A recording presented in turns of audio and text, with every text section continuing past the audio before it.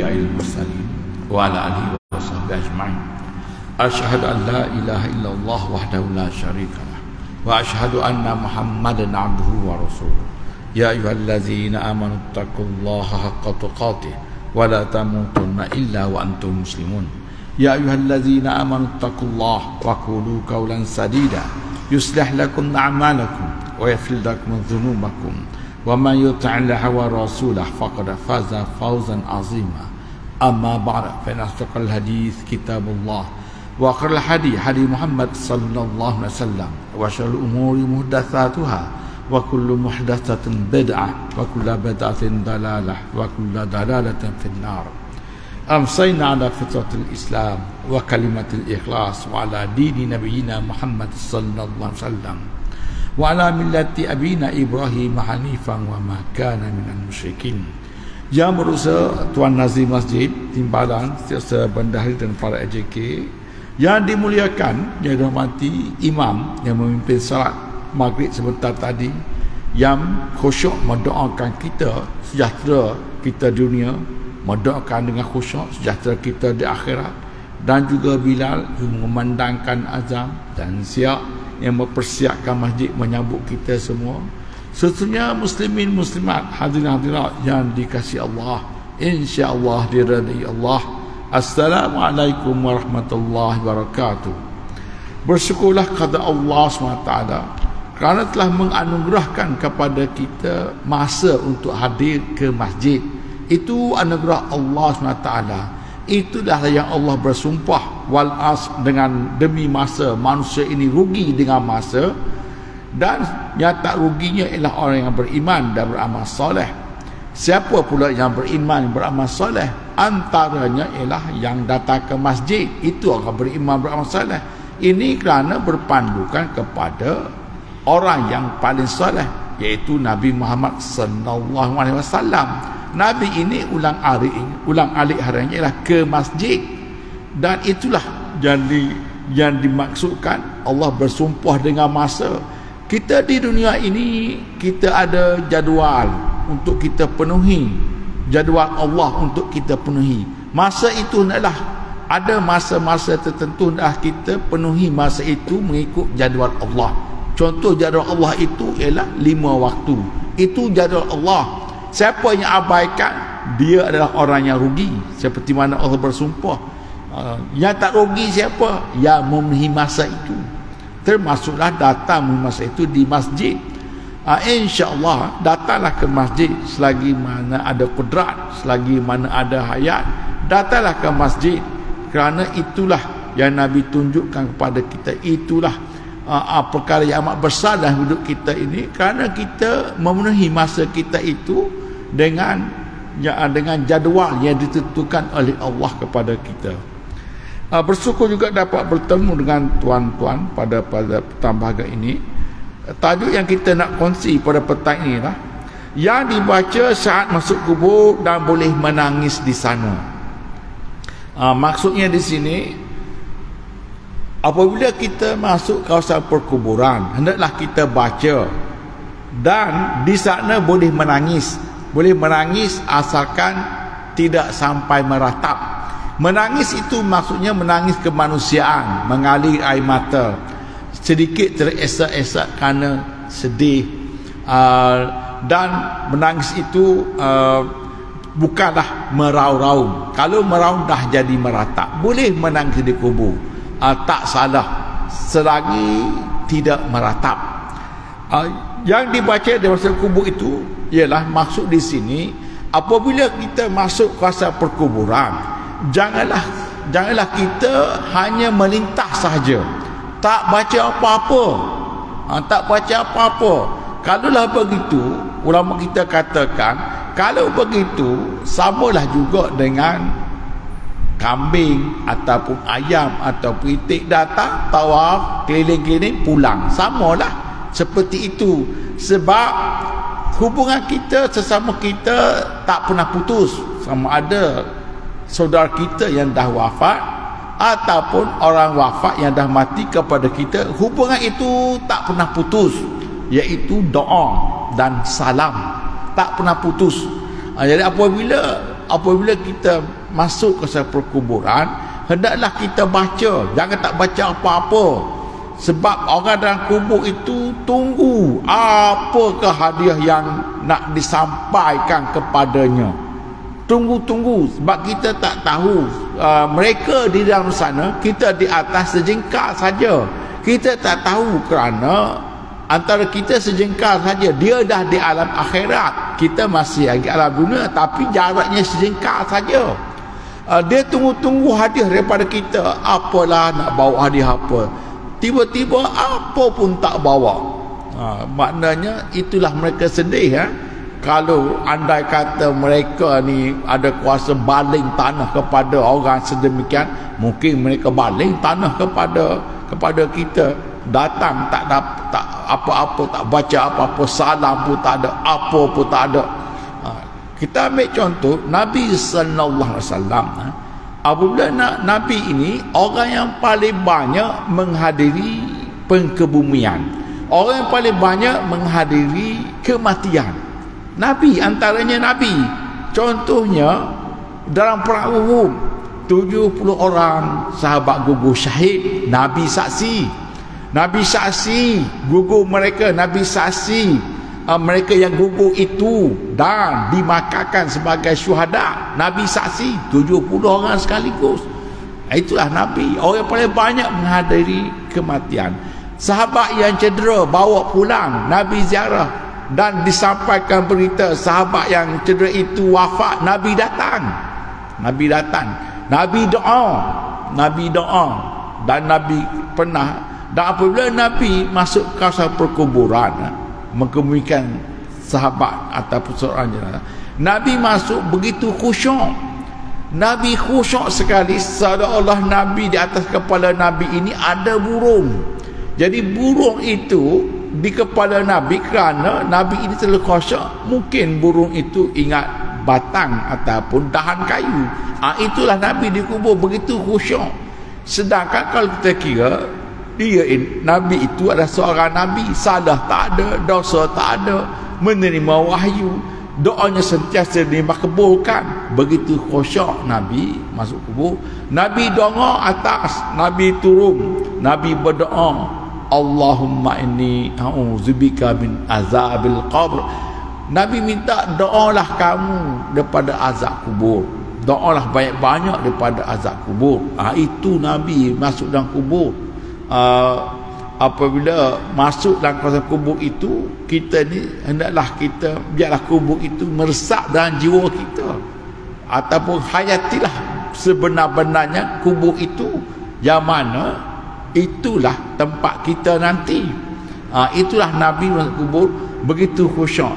Jadi apabila kita masuk ke satu perkuburan, hendaklah kita baca kepada penghuni kubur. Janganlah masuk tak baca apa-apa. Dia ada 3 yang kita hendaklah kita baca apabila kita datang. Ada 3, mungkin 4, 5, kita sebut 3 saja. Pertamanya apabila kita masuk kawasan perkuburan. Yang kedua, apabila kita datang ziarah orang sakit, datang salam, terus kita pulang.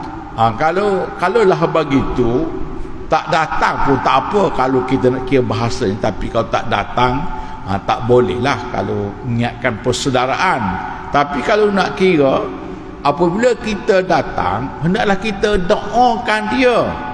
Apa yang kita boleh doa, ya Allah, berilah sempat kepadanya untuk taubat, ampunlah dosanya. Itu saja kita doa, amin. Kita baca depan dia, ya Allah, berilah kesempatan untuk dia sembuh, ya Allah, amin. Itu pun dah cukup besar kepada orang yang sakit. Yang ketiga, apabila kita datang ziarah orang yang wafat, orang yang dah mati, maknanya datang, lihat, terus kita pulang, tak baca apa-apa. Kalau begitu tak payah datang pun tak apa. Itu mungkin bahasa kasar lah sedikit, tapi itu antara adab. Apabila kita datang dalam perkara 3 perkara ini, hendaklah kita baca doa. Jangan berlalu saja, kerana ketika itu dikatakan, antaranya ketika itu malaikat tunggu nak aminkan doa kita. Ada malaikat duk tunggu nak amin doa kita. Malaikat ini antara orang yang dimakbulkan, antara orang yang sentiasa memberi hidayat kepada kita. Dia nak amin, tiba-tiba tak baca pun doa. Kalaulah kita datang ziarah orang sakit, maknanya bacalah apa-apa setidak-tidaknya apa yang kita tahu tentang doa. Dalam bahasa kita pun tak apa, asalkan kita mula bismillahirrahmanirrahim, alhamdulillahirabbil alamin, kita pun tadah tangan, alhamdulillahirabbil alamin, kita selawat kepada Nabi, dan kita tadah tangan, ya Allah berikan kesembuhan kepadanya, amin. Itu pun dah cukup besar sebenarnya. Begitulah juga kalau kita datang ke kubur, begitu juga kalau kita datang kepada orang yang telah mati. Banyak doa itu adalah perkara yang amat besar dalam kehidupan, dan juga kepada orang yang sakit, dan juga kepada orang yang mati. Kalaulah kita ziarah orang sakit, dan satu hadis bermaksud apabila kita ziarah orang sakit, kita datang memungut buah-buahan di syurga. Apabila kita datang orang sakit, kita doa, kita pulang. Kita pulang itu kita membawa pulang buah-buahan daripada syurga.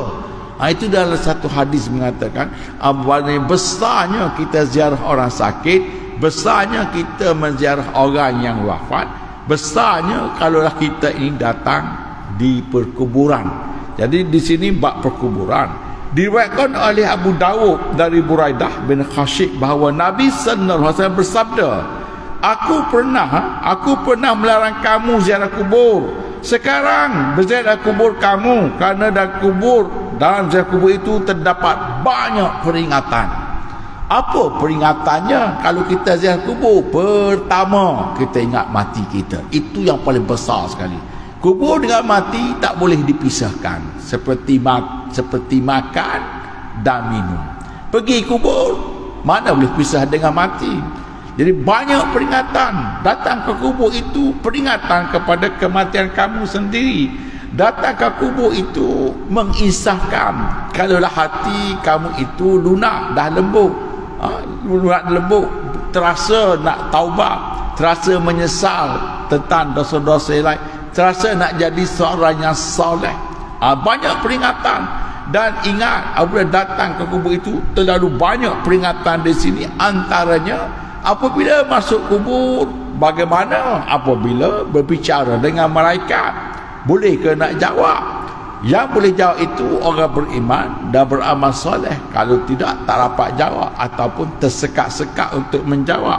Itu juga dikira peringatan. Dan peringatan yang besar juga, kubur itu adalah taman syurga untuk kamu. Kubur itu taman syurga untuk kamu. Masuklah. Kenapa takut? Kita sebagai manusia semuanya gentar apabila diingatkan tentang kubur. Semuanya gentar, terasa takut sebab kita kenal diri kita. Kita tahulah diri kita sejauh mana diri kita.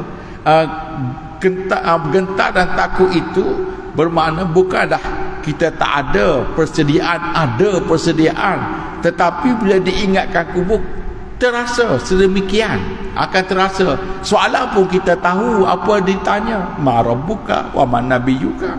Sepertilah kita apabila kita dipanggil temu duka, bacalah buku ini, kita pun bacalah buku itu. Semuanya kita ingat apa yang disebut buku itu. Tetapi bila dipanggil Muhammad bin Yasin, mulalah kita gentar. Apabila buka pintu masuk, kita tengok, mulalah kita rasalah juga sedikit gemuruh ataupun tergementar. Padahal kita dah baca buku. Begitulah juga kita. Apabila diingatkan kubur, kita rasa takut dan gementar. Kenapa? Kerana antaranya kita merasakan diri kita seperti tak cukup sana, tak cukup sini. Bagaimana nak jawab nanti? Itulah peringat kubur. Tapi Allah dah pesan, kamu pasti boleh menjawab kalau kamu seorang yang baik. Yusabbitullahu allazina amanu bil qawli sabit fil hayati dunya wal akhirah. Kamu tetap boleh jawab. Itu ketetapan Allah. Kalau kamu beriman dan ada amalan soleh, kamu boleh menjawab. Tetapi sesiapa saja pun nak masuk kubur, sesiapa pun terasa bahang, terasa gemetar, kerana itulah kubur yang memberi peringatan. Jadi pergilah ke kubur itu, terlalu banyak peringatan.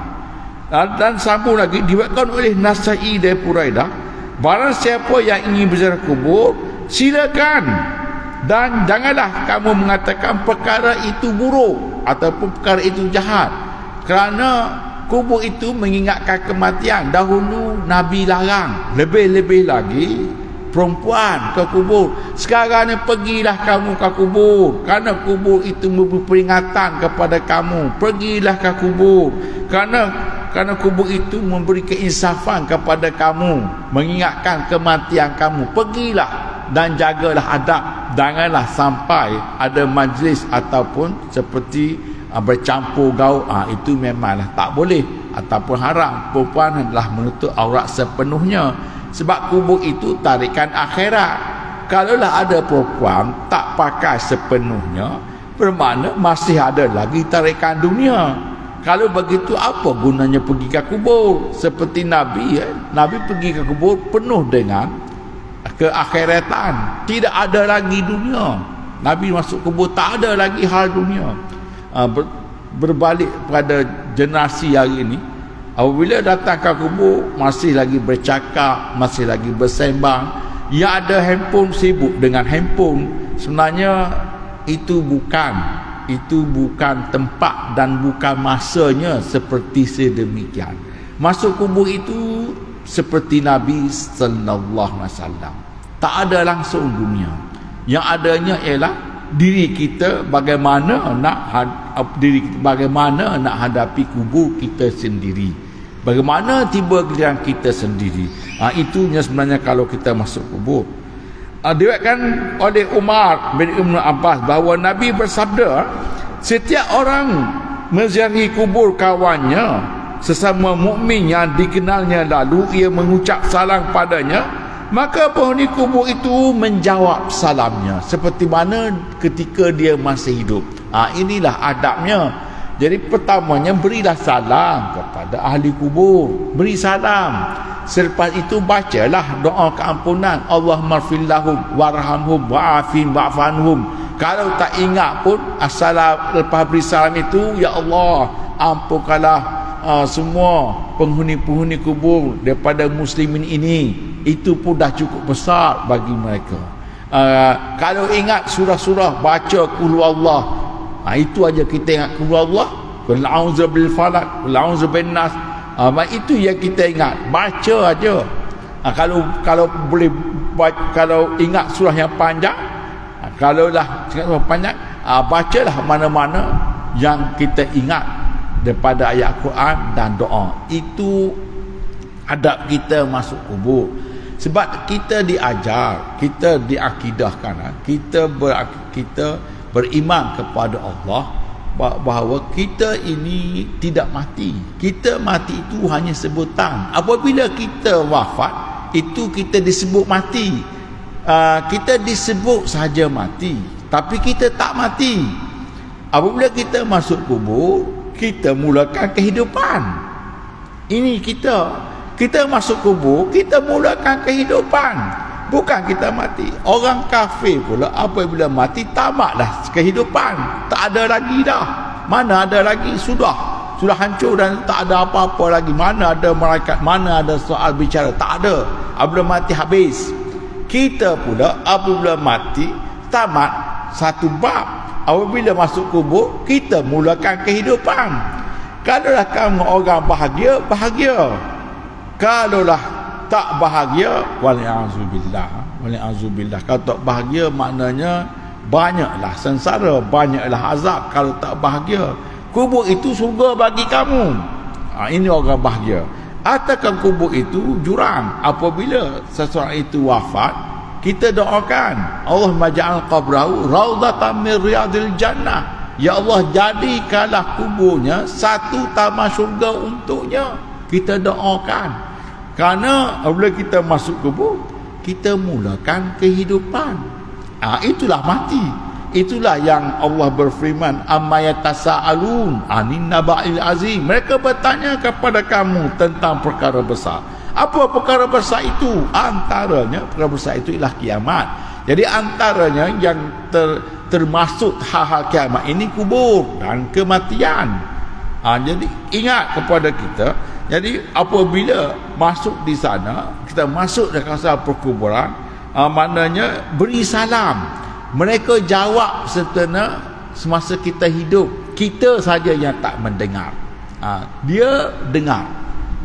Jadi apabila ini adalah hadis sahih. Ini hadis sahih bahawa orang yang wafat itu, orang yang mati itu akan menjawab salam kita apabila kita beri salam. Di dalam satu hadis ini hadis dhaif, ada Bahaki dan Dalimi meriwayatkan secara mauquf daripada Abu Hurairah, sekalipun tidak mengenalnya tetapi ia tetap mengucap salam kepadanya, nescaya ia akan menjawab salamnya. Ini hadis yang tak kuat. Yang pertama yang hadis sahih yang mula-mula tadi hadis sahih. Yang ini kata hadis daripada Dalimi yang tak kuat pun ada. Hadis dhaif pun ada disebut bahawa orang yang wafat ini menjawab salam orang yang bersalam kepadanya. Dan setakat itu saja. Mereka tak boleh berbicara, bercakap, tak. Mereka mendengar dan tak lebih daripada mendengar. Maksudnya mereka dengar, tak lebih daripada mendengar. Mereka tidak boleh berbicara, mereka tak boleh bercakap, setakat mendengar ajalah. Dan memberi dan menjawab salam. Setakat itu saja bagi orang yang wafat ini. Kalaulah ada orang itu boleh bicara dengan orang wafat itu, saya tak tahulah nak kata apa. Mungkin dia bercakap dengan siapa, kita tak tahu. Tetapi apabila dah wafat, putus segala-galanya, yang adanya ialah salam, mereka jawab. Apabila kita doa, mereka dengar. Mereka dengar dan mereka tidak lebih daripada mendengar. Jadi mereka dengar, mereka tak bercakap, mungkin mereka menjawab amin. Wallahu a'lam. Diriwayatkan oleh Muslim bahawa Aisyah mengatakan bahawa ia pernah bertanya kepada Nabi sallallahu alaihi wasallam, apa yang perlu dibaca ketika masuk kubur? Baginda menjawab, ini banyaklah dalam buku-buku. Apabila kita masuk perkuburan, kalau kita buku adab masuk kubur, banyaklah apa yang kita baca. Yang pertama ialah salam. Assalamu ala ahli diyar minal mu'minina wal muslimin wa yarhamullah mustaqdimina minna wa mustakhirin wa inna insyaallah bikum lahikun. As'alallahu lana wa lakumul afiyah. Maksudnya Baginda sallallahu alaihi wasallam menjawab, ucapkanlah semoga keselamatan sentiasa dilimpahkan kepada penghuni kubur, daripada yang terdiri pada orang beriman dan orang-orang muslim. Semoga Allah mengasihi orang-orang terdahulu dan orang kebelakang di antara kami. Insya-Allah kami akan bergabung dengan kamu semua. Dan aku mohon kepada Allah keselamatan bagi kami dan kamu. As'alallahu lana wa lakumul afiyah. Itu antara yang patut kita baca. Jadi apa yang pertamanya ialah beri salam. Beri salam, assalamu ala ahli diyar minal mu'minina wal muslimin wa yarhamullahu minna mustaqdimina minna wal mustakhirin wa inna insyaallah habikum lahikun. As'allahu lana walakumul afiyah. Kalaulah tak ingat lafaz salam, jadi berilah lafaz salam, assalamualaikum. Sebab itu yang kita ingat. Assalamu ala ahli diyar, selamat sejahtera kepada penghuni kubur semua. Kamu tak ingatlah doa dalam bahasa Arab, tak ingat, bacalah doa apa-apa sekalipun. Doa ketika solat jenazah pun boleh. Kalau tak ingat dalam itu, baca dalam bahasa Melayu pun boleh, asalkan adalah juga. Itu hadiah yang amat yang besar bagi orang-orang penghuni kubur. Itu hadiah yang amat bermakna, yang paling besar. Mereka tak nak apa-apa lagi. Mereka mahu apa? Mereka mahu doa kesejahteraan. Kita tak tahu bagaimana nasib mereka di situ. Sedangkan kita ini masih tak putus hubungan, tak putus, kerana doa itu tak putus. Yang putusnya lain, yang tak putus selalu disebut. Yang disebutnya lah sedekah jariah, ilmu manfaat, anak yang soleh, doa. Termasuklah orang-orang yang soleh, termasuk orang soleh. Sesiapa saja yang ke kubur berdoa, tetap tak putus kepada orang yang wafat. Mereka dengar dan mereka jawab. Mungkin mereka jawab amin. Mereka bergembira mereka di sana mendapat doa daripada kita. Itulah dia kata apa yang perlu dibaca, itu yang disebut tadi secara khusus. Tapi kalaulah tak ingat, salam itu bacalah salam apa-apa pun, jadi asalkan beri salam kepada mereka dan doakan mereka, dan tambah lagi dengan Al-Fatihah dan juga ayat-ayat Al-Quran yang lain. Kalau ingat qul Allah, bacalah qul Allah sampailah 10, 11, 3, 4. Itu pun besar makna bagi mereka. Itu hadiah besar sebenarnya. Mereka sebab kalaulah mereka sedang keadaan tak baik, dengan doa kita itu mungkin menjadikan mereka lebih baik. Sebab Nabi sallallahu alaihi wasallam apabila Nabi melintas satu perkuburan, Nabi dengar orang itu diazab kerana suka mengumpat, dan satu lagi tidak membersihkan sepenuhnya buang air kecil. Buang air kecil itu tak dibersih sepenuhnya. Lalu Nabi minta sahabat ambil pelepah tamar, dibelah dua dan dipacak setiap kubur. Nabi bersabda, semoga azabnya diringankan selagi mana pelepah ini tidak kering, selagi mana pelepah ini masih basah. Itu bermakna, adakah kita boleh meringankan azab orang dalam kubur? Adakah kita boleh? Nabi tunjuk perkara itu kepada sahabat dan Nabi tidak larang. Bermakna kita pun boleh meringankan azab dalam kubur. Sebab itulah pergi ke kubur jangan tak baca apa-apa, pergi tawaf terus balik. Maknanya mereka tunggu daripada kita, bukan kita tak tahu nasib mereka di sana. Ada yang amat menunggu doa daripada sahabat-sahabat, tapi seorang pun tak datang. Kita datang pun tak beri apa-apa. Bermakna itulah di antaranya disebut di sini, itu adab kita kepada orang yang wafat.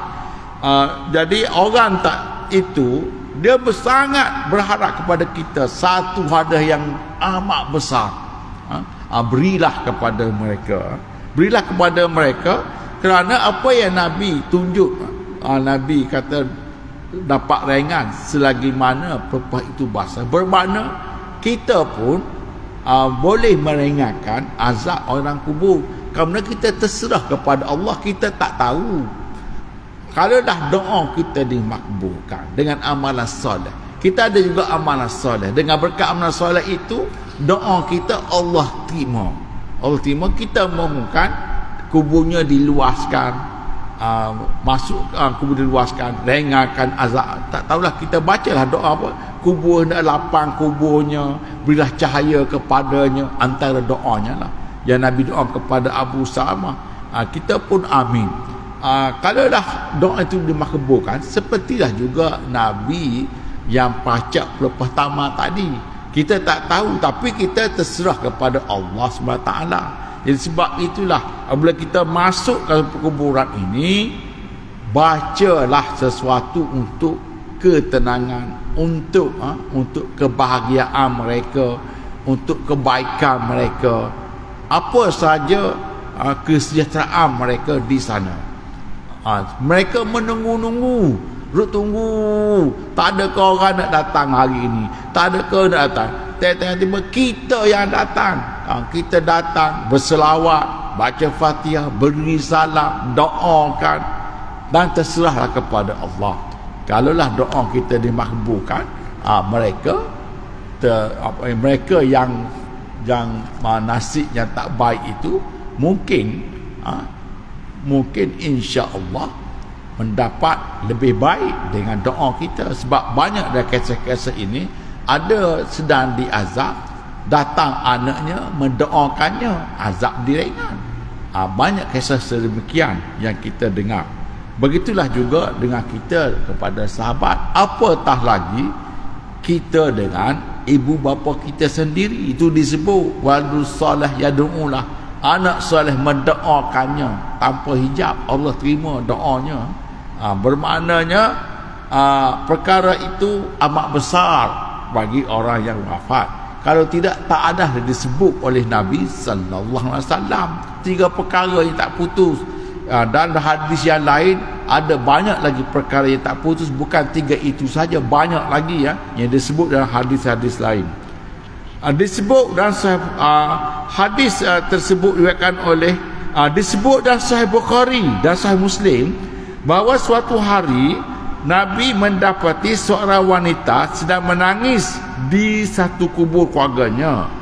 Baginda sallallahu alaihi wasallam bersabda kepadanya, "Ittaqillah, bertakwalah kamu kepada Allah.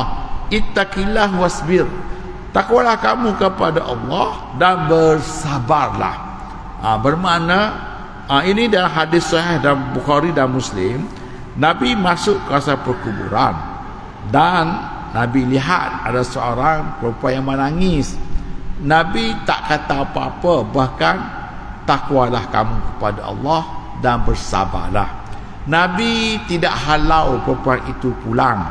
Nabi tak kata apa-apa, lebih baik kamu pulang. Tak. Bahkan Nabi kata takwa. Kerana perempuan itu bukan meratap. Dia menangis dan bukan sampai meratap. Kalau sampai meratap, mungkin Nabi berkata lain. Nabi tak sebutlah bertakwa dan bersabar kalau dia meratap. Perempuan itu menangis ke manusia, mengalir air mata, sedikit teresak-esak, tak sampailah meraung, menjerit-jerit. Dan Nabi kata bertakwalah. Bertakwa maksudnya janganlah sampai kamu menangis sampai meratap. Bersabarlah dengan pemergian orang yang kamu kasihi. Kehidupan kamu nak diteruskan. Bersabarlah, doakanlah kepada keluarga kamu yang wafat itu. Jadi Nabi tinggalkan. Maknanya Nabi tidak halau pulang. Nabi tak kata perkara yang lebih keras, tak ada. Bermaknanya boleh menangis di perkuburan dan perempuan pun boleh hadir di perkuburan.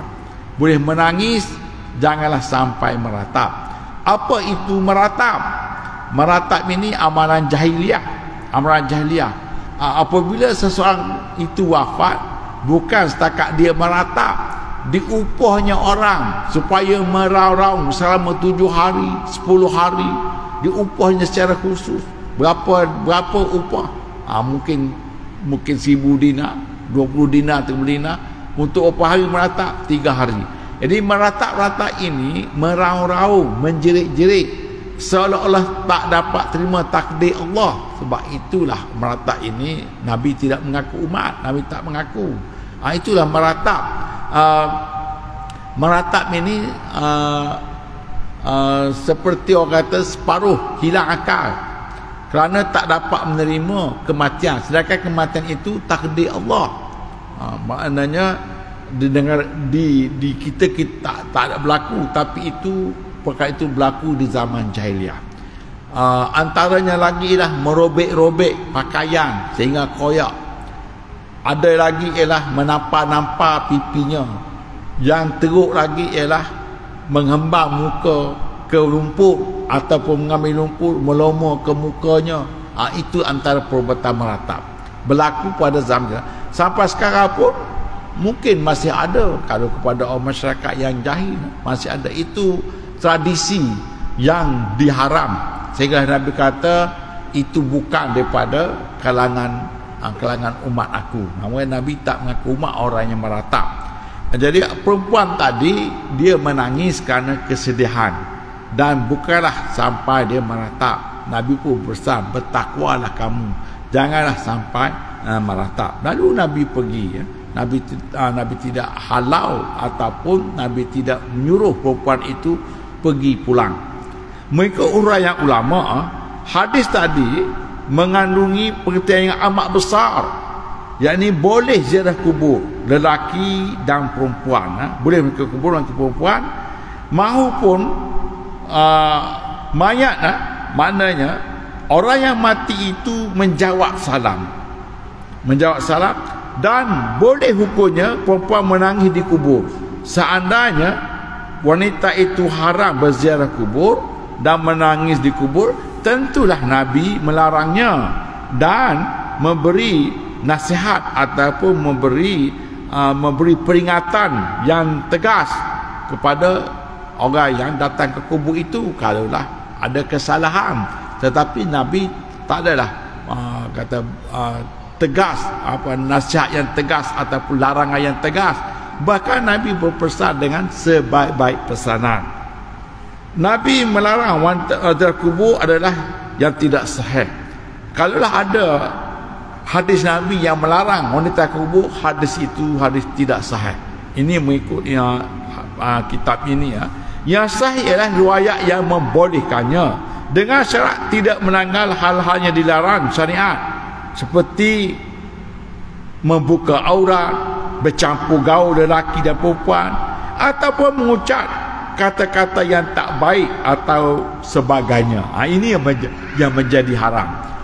Lelaki perempuan bercampur, bercakap bukan-bukan, masih lagi dengan kata-kata membicarakan hal dunia, masih lagi nak snap gambar dengan handphone. Ini imam kena larang. Sekarang ni imam apabila sampai di kubur, imam yang menyelia pengkemudian itu selalu memberi pesan. Sekarang ni imam dah beri pesan, ingat jangan buat itu, jangan buat ini. Sekarang ini dah pesan, handphone matikan terus, jangan sekali buka handphone, banyakkanlah doa kepada jenazah. Sekarang ni imam dah beri pesan. Ketika jenazah diusung pun imam dah beri pesan, di kubur nanti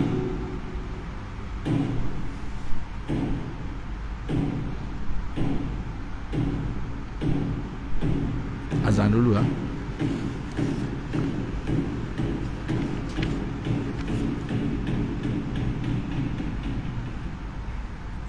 azan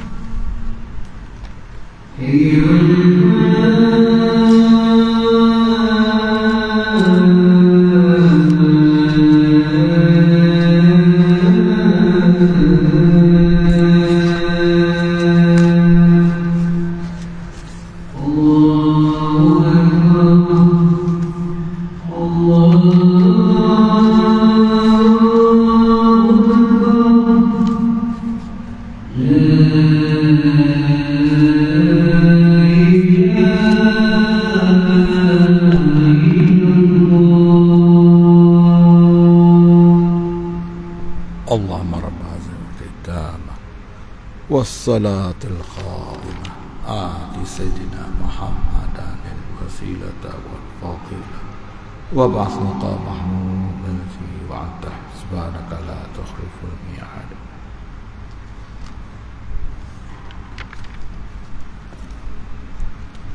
Saya ambil masa lebih kurang 5 minit.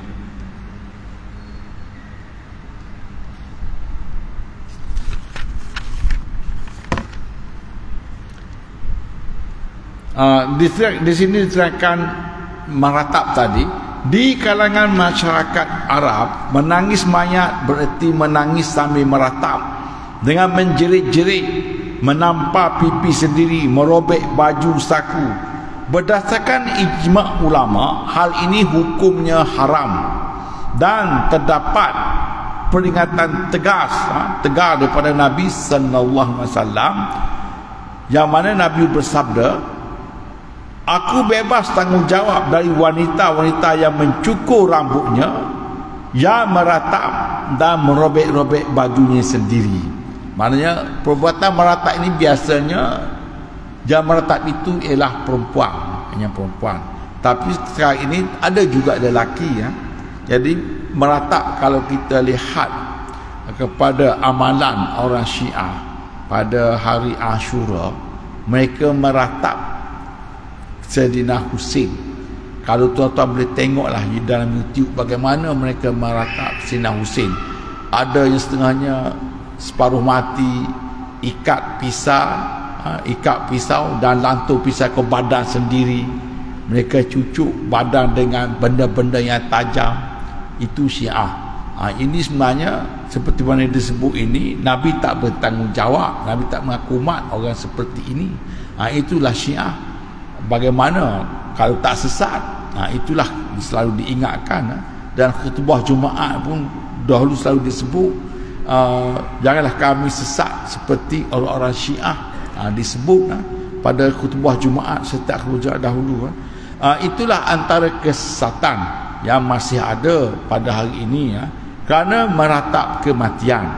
Jadi meratap itu seperti mereka tidak boleh menerima takdir Allah. Sedangkan kita beriman, rukun iman itu antaranya ialah yang akhir itu ialah beriman kepada qada dan qadar.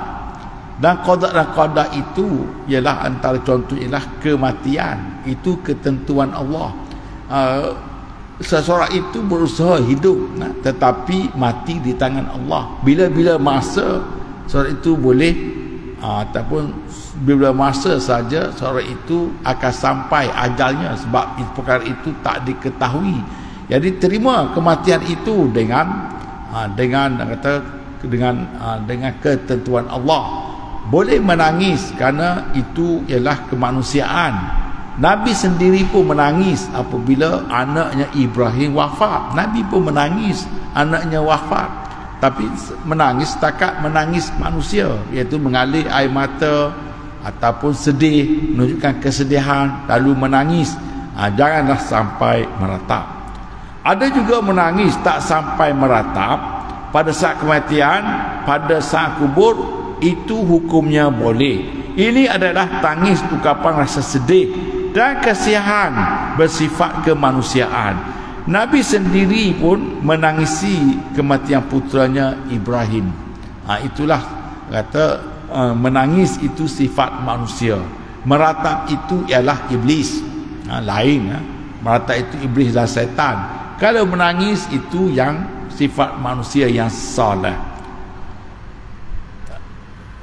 Umar Al-Khattab pernah membiarkan beberapa orang menangis wanita kematian Abu Salman, asalkan tidak sampai meraung sambil menabur pasir ke atas kepala.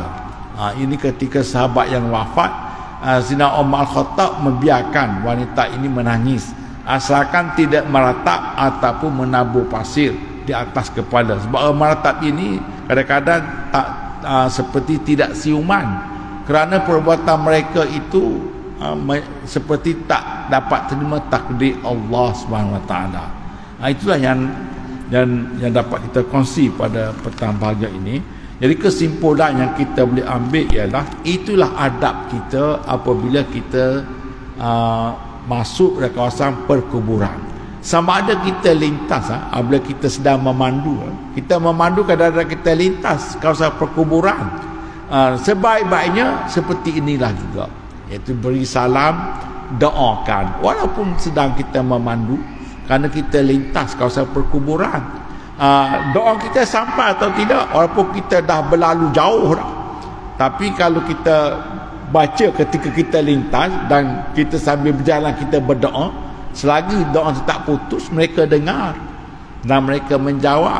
Kalau doa kita dimakbulkan, bahagia mereka, bahagia mereka. Jadi asalkan kita lintas masuk ke kuburan, kita ada cara kita yang Nabi ajar kepada kita. Hubungan kita tak pernah putus.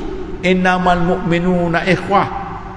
Sesungguhnya orang Islam itu adalah satu persaudaraan, tak pernah putus saudara ini. Sama ada yang mati kepada hidup, yang hidup kepada yang mati. Yang mati pun doakan kita. Yang hidup apatah lagi yang hidup, doakan kepada yang telah wafat. Nabi sendiri kadang-kadang Aisyah ini rasa cemburu. Kenapa? Kadang-kadang di waktu malam Nabi ini tak ada. Aisyah tahu Nabi ini ke mana? Nabi ini ke makam Siti Khadijah. Nabi pergi ke Siti Khadijah. Takkanlah Nabi pergi saja lihat-lihat kawasan perkuburan tu Nabi pulang. Adalah Nabi baca dan doa-doa kepada isterinya tercinta Siti Khadijah. Nabi pun pergi ke kubur orang yang disayanginya, pergi ke kubur waktu malam. Bagaimana dengan kita? Jadi kubur itu seperti mana diingatkan tadi, terlalu banyak peringatan kepada kita yang masih hidup, supaya hidup kamu ini terarah kepada Allah. Selagi ada hayat, sebenarnya kamu lah biar terarah kepada keimanan dan amalan soleh. Bersyukur masa kamu masih ada, bersyukur kamu masa kami ada. Sedangkan ketika itu umat walaupun masih muda, apatah lagi ketika itu umur dah sampai dah 50-60, bersyukur kerana masih ada. Itulah dikatakan kubur itu peringatan. Maknanya adab kita, kata di kubur itu adab itu sangat besar di sisi sunnah dan juga di sisi Allah SWT. Jadi setakat itulah dapat saya sampaikan. Yang baik itu hidayah Allah SWT, yang buruk itu daripada saya sendiri. Kita tangguh sesi ini sebagai kafarah nasrah wal asr. Subhanakallahumma bihamdik, asyhadu an la ilaha illa anta, astaghfiruka wa atubu ilaik. Bismillahirrahmanirrahim. Wal asr innal insana lafi khusr illa alladhina amanu wa 'amilus solihat wa tawasaw bil haqq wa tawasaw bis sabr. Sekian, assalamualaikum warahmatullahi wabarakatuh.